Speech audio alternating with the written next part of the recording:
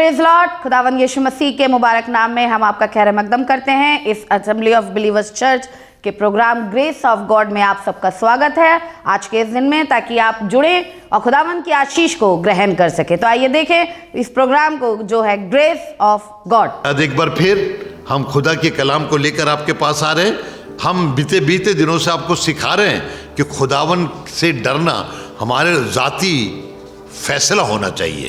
एक आयत निकालिएगा। मैंने पिछले बार आपको 112 आयत से बताई थी, आज मैं आपको बताना चाहता हूं 128 बुक ऑफ साम 128 और वर्स फर्स्ट को पढ़िएगा। मुबारक है हर एक जो खुदावंद से डरता है। और दुनिया की बातें सुनिएगा। इस बंदे ने एक बात बड़े तजुर्बे के साथ लिखी और कहने लगा मुबारक है वो जो खुदावंद से डरता है। इसके माने यहां पे भी मुबारक शब्द आया और बता रहे मुबारक है वो जो खुदावंद से डरता है और इसकी राहों पर चलता है। और खुदा की राहों पर चलता है। जो खुदा से डरते हैं, यहां पे उसकी सिफत बता रहे हैं कि वो किसी दूसरे की राह पे नहीं चलेगा, वो खुदा की राह पे चलेगा। यीशु मसीह ने दो ही तो राहें बताई हैं। एक चौड़ा दरवाजा है जिसमें बहुत सारे लोग दाखिल होते हैं, लेकिन एक सकरा दरवाजा है जिसमें कम लोग दाखिल होते हैं, और सकरा दरवाजा खुदा के तख्त तक जाता है। और बाइबल बताती जो खुदा से डरते हैं वो उसी रास्ते पे चलते हैं। उस रास्ते पे चल के शायद उनको दुख उठाना पड़े, उस रास्ते पे चल के उनको तनख्वाह कम मिले, उस रास्ते पे चल के उनको शाही ठाट बात ना मिले, लेकिन वो खुदावन बता रहा है जो खुदा से डरता है, जो खुदा से डरता है, बाइबल में लिखा है मुबारक है वो आदमी जो खुदा से डरता है और उसकी राहों पर चलता है। इब्राहिम खुदा की राहों पे चला।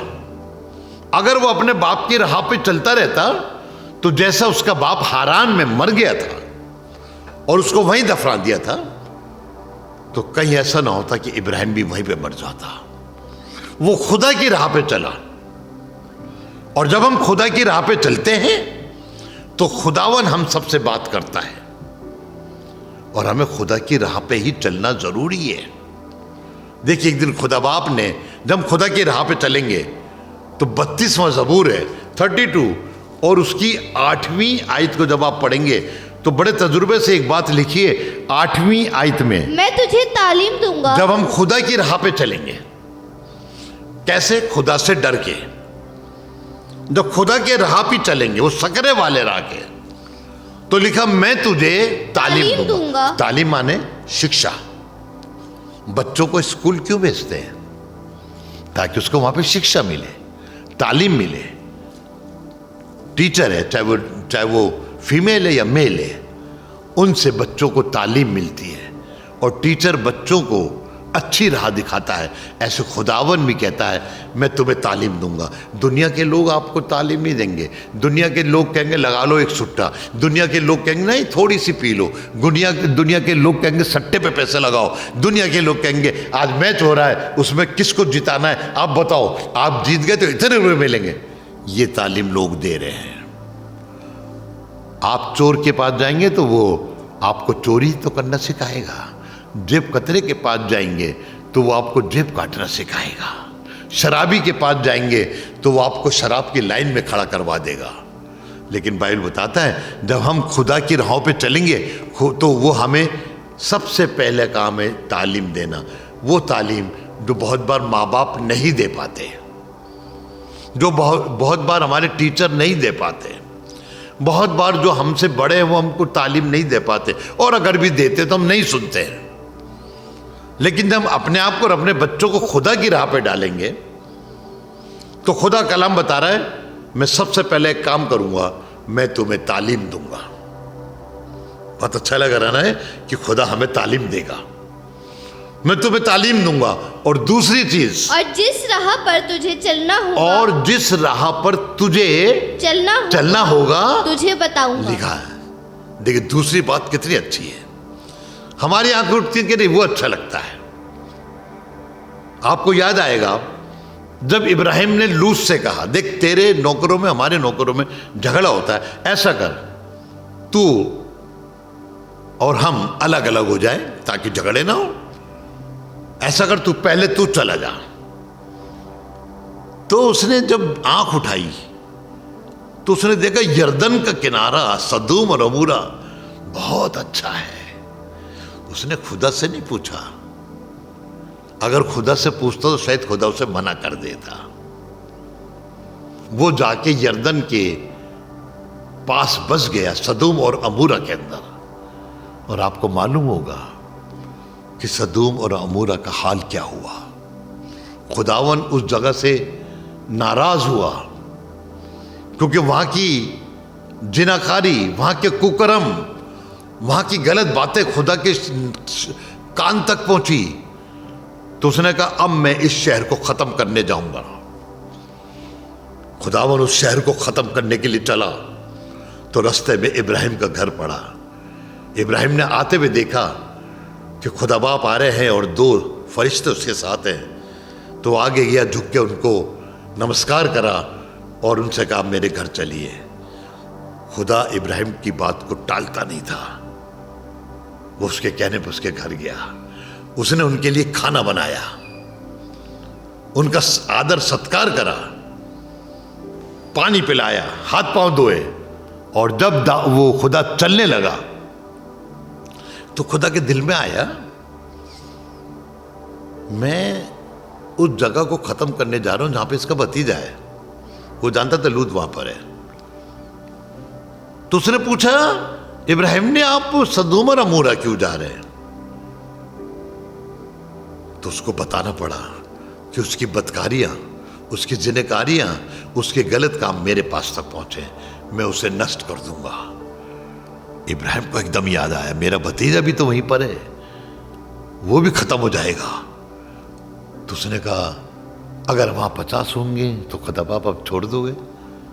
खुदा ने कहा हाँ छोड़ दूंगा, ठीक है, लेकिन वहां तो 50 भी नहीं थे। फिर वो थोड़ा नीचे आया, अगर 45 होंगे तो आप छोड़ देंगे? कि हाँ छोड़ दूंगा। ऐसा करके 40, 35, 30, 25, 20, 15 और 10 पे आ गया। और आखिर में कहना खुदा बाप आखिरी बार अगर वहां पे 10 भी हुए तो हाँ छोड़ दूंगा।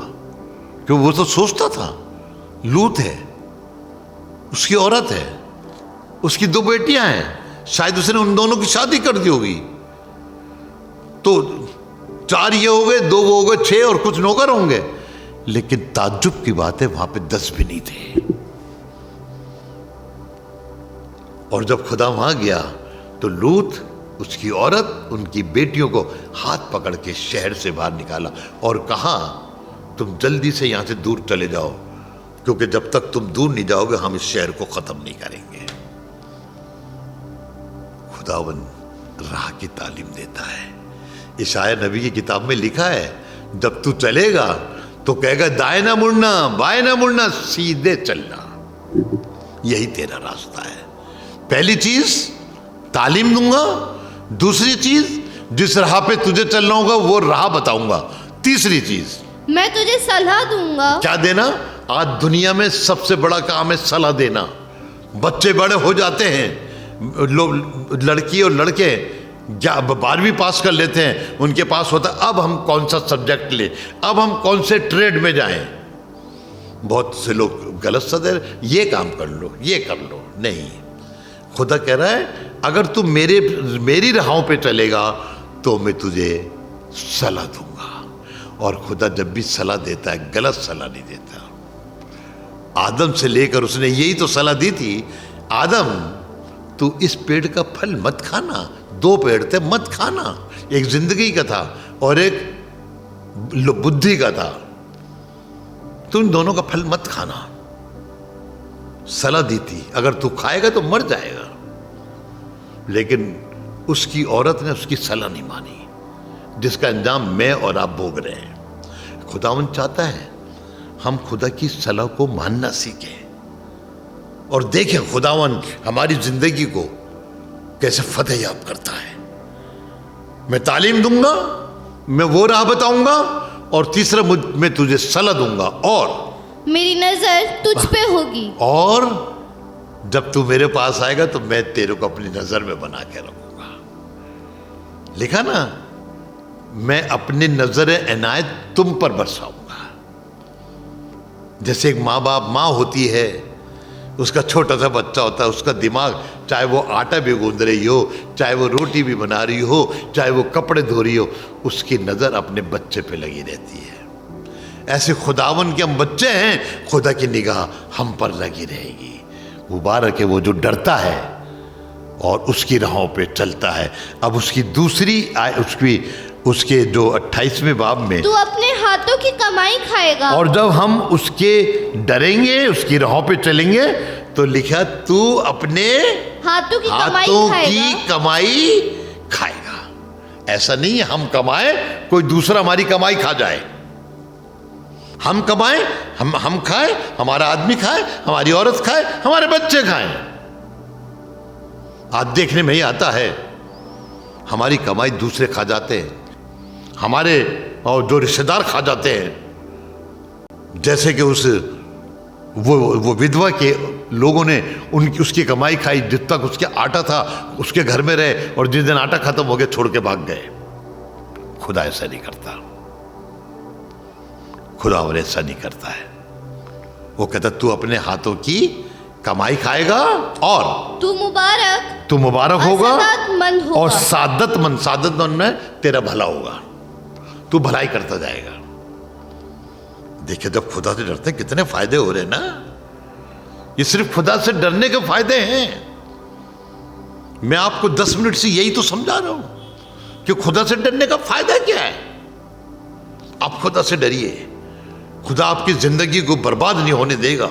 देखिए, एक आयत निकालिएगा जिससे आपको बरकत मिलेगी। द बुक ऑफ साम, ज़बूर 115 एंड वर्स 11 पढ़िएगा। आए खुदावन से डरने वालों, खुदावन पर तवक्कुल करो। किस पर? खुदावन पर तवक्कुल करो। हाँ, वही उनकी मुकम्मक और उसकी सिर्फ होगा। वही उसकी उम्मत 115 की 11वें आए खुदावन से डरने वालों, खुदा पे तवक्कुल करो, वही उनकी कुमक माने मदद करने वाला। जब हम खुदा से डरेंगे और उस पर भरोसा, बहुत से लोग खुदा पर से डरते तो लेकिन भरोसा नहीं करते, कि दुआ तो करा लिए। और बाइबल बता रही है जब हम खुदा से डरना शुरू करेंगे तो वो सिर्फ हम उसके तवक्कुल नहीं करेंगे, बल्कि उसकी मदद और उनकी सिपर होगा। मदद करने वाला और सिपर माने बचाने वाला।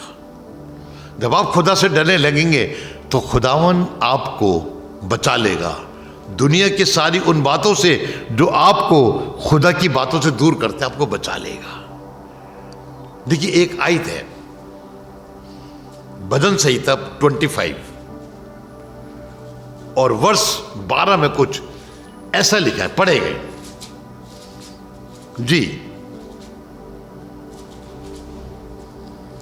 वो कौन है? वो बड़े ध्यान सुनिएगा, कह रहा है वो कौन है जो खुदावन से डरता है। अब फिर आ रही यही वाली बात, वो कौन है जो खुदावन से डरता है? खुदावन उसको उसी राह की तालीम देगा। खुदावन उसको उसी राह की तालीम देगा जो उसे पसंद है, जो उसको पसंद है। आपको पसंद है कि मैं टीचर बनूं, आपको पसंद है मैं डॉक्टर बनूं, आपको पसंद है मैं खुदा का खादिम बनूं या खुदा की खादमा बनूं, तो आसमान का खुदा आपको उसी की तालीम देगा। बाइबल में लिखा है दाऊद ने अपने आप को खुदा के हाथों में कर दिया, तो खुदा ने उसको वही तालीम दी। उसने तीर चलाना कोई सीखा था, उसने तलवार चलानी कोई सीखी थी, वो था चरवाहा था, भेड़ों की रखवाली करता था। लेकिन जब वो खुदा से डरने लगा तो खुदा ने सारी तालीम उसको दी। और एक दिन तो उसने जाती जूलियत के हाथ से तलवार लेकर उसी का सर काट डाला, जो खुदा ने उसको तालीम दी। देखिए एक बात और पढ़िएगा, द बुक ऑफ साम चैप्टर 33 और वर्स 18। देखो, हाँ खुदावन की निगाह हाँ उन पर है जो उससे डरते हैं। देखिए बड़े ध्यान सुनिएगा, अच्छा लगता हमारी खुदा की निगाह हम पे लगे रहे, और खुदा का कलाम बता रहा है मेरी निगाह उन पर है जो मुझसे डरते हैं। आगे, जो उसकी शफकत के उम्मीदवार हैं। शफकत माने हिंदी में लिख करुणा। करुणा हर एक को नहीं मिलती। मानो करुणा कैसे कहते हैं? करुणा उसे कहते हैं कि जिस पर करुणा करनी नहीं चाहिए थी, जिसको मार देना चाहिए था, वो खुदा उस पर करुणा करता है। ये आयत खोले रहेंगे तो वहां पे लिखा है एक जगह, हिजकिय्याह राजा जब मरने के करीब आया, ऐसे बता देता हूं मैं आपको, हिजकिय्याह राजा जब मौत के करीब आया, खुदा ने इशाया नबी से कहा जाके हिजकिय्याह से कह दे, आए हिजकिय्याह आज तेरा आखिरी दिन है, तू मर जाएगा, ऐसा कर अपना राजपाट किसी के हाथ में सौंप दे। हिजकिय्याह ने यह बात सुनी, वो बड़ा परेशान हो गया। उसने जब इशाया चला गया तो दीवार की तरफ मुंह करके रोने लगा, खुदावंद देख मैं तेरे से कितना डरता हूं। जब वो मेरे को मारने आया, मेरे को चिट्ठी दी, मैंने वो चिट्ठी किसी वजीर को नहीं दिखाई बल्कि तेरे सामने डाल दी। मैंने तेरे लिए काम करे, उसने सारे काम याद दिलाए। खुदा को एकदम याद आया, उसने इशाया अभी चौक तक पहुंचा था, उसने कहा इशाया जी वापिस जा, और जाके हिजकिय्याह से कहे तेरी उम्र के 15 साल बढ़ा दिए। हालेलुया, कितनी अजीब और गरीब बात है। खुदा ने मौत तय कर दी थी कि आज तो मर जाएगा, लेकिन इशाया से कहो जाके कह दे मैंने तेरी उम्र 15 साल और बढ़ा दी। इसे मालूम क्या कहते हैं? करुणा। ये शफकत है खुदा की, जिसके हम हकदार नहीं थे। उसी दिन हमारी मौत होनी थी, लेकिन खुदा ने मौत को दूर कर दिया और उसकी उम्र बढ़ा दी। खुदा की निगाह उन पर है जो उससे डरते हैं, और वो जो उसकी शफकत के उम्मीदवार है। आगे एक लाइन और लिखिए, ताकि उनकी जान मौत से बचाए। अभी बचाई ना उसने हिजकिय्याह की जान। वो अपनी शफकत अपने खादिम के जरिए आप पे उतारना चाहता है। खुदा चाहता तो वो उसको वैसे ही जिंदा कर देता, लेकिन उसने खुदा के खादिम को इशाया को भेजा, जा कह दे तू कि तेरी उम्र 15 साल मिला दी। और यही बाइबल में लिखा है ताकि उनकी जान मौत से बचाए और कहत में उनको जीता रखे। कहत माने अकाल में। खुदा की करुणा है ना, वो जो आपको याद आएगा कि शारपत के जंगल में एक विधवा रहती थी और कह रही थी आज आखिरी रोटी है, मर जाएंगे मर जाएंगे मर जाएंगे। लेकिन फिर खुदा ने अपनी शफकत उस बेवा को दिखाई। किसके जरिए? एलिया के जरिए। और एलिया के कहने से वो 3.5 साल तक भूखी नहीं मरी, जब तक पानी नहीं बरसा। खुदावन यही तो मेरे आपसे चाहता है कि हम खुदा के लोग हैं, खुदा के साथ बने रहें, खुदा की बातों को देखना शुरू करें, तो खुदावन हमको बरकत पर बरकत देता है। और बाइबल बताता है, देखिए फायदे क्या होंगे जब हम खुदा से डरने लगेंगे, उसकी राहों पे चलने लगेंगे।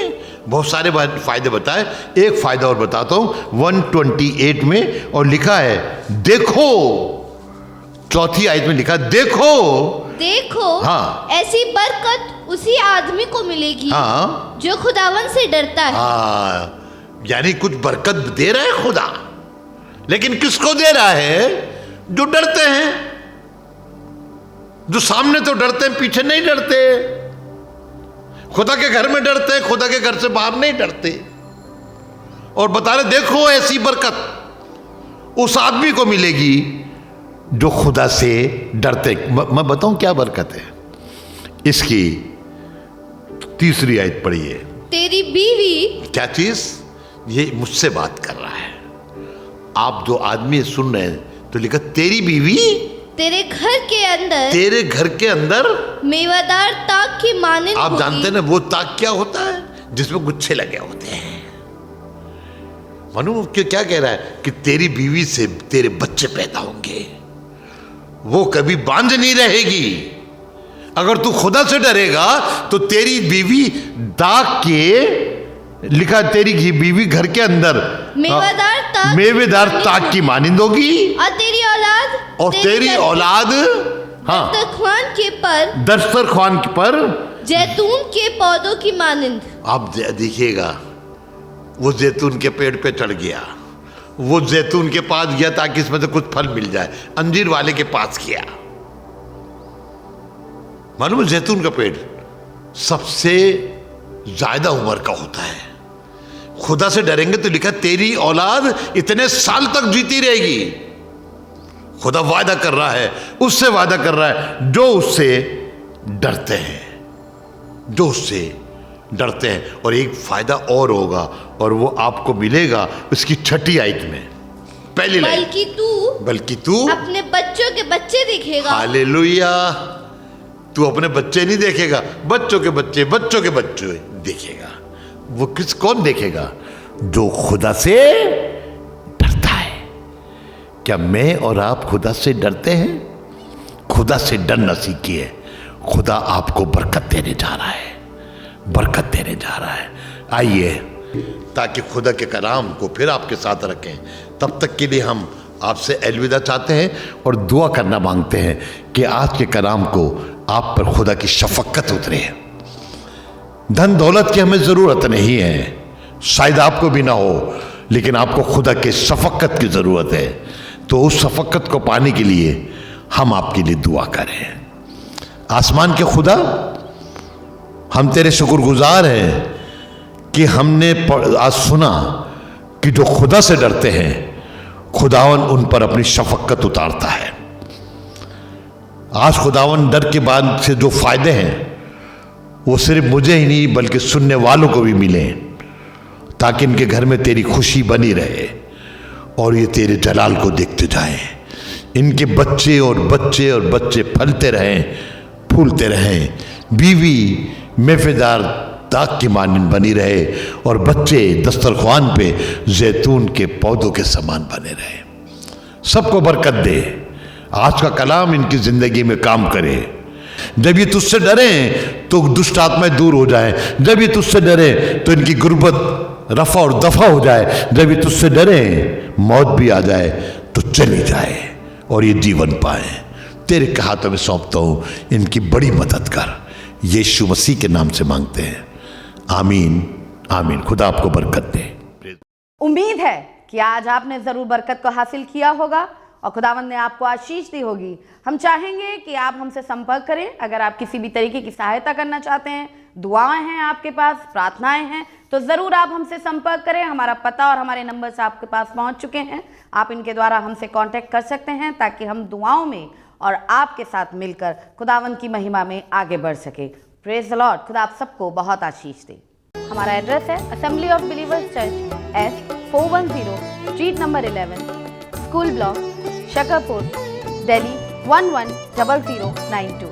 और अगर आप हमसे फ़ोन पे कांटेक्ट करना चाहते हैं तो हमारे नंबर हैं 8527158740 और दूसरा नंबर है 9891358387। इसके अलावा 9891152423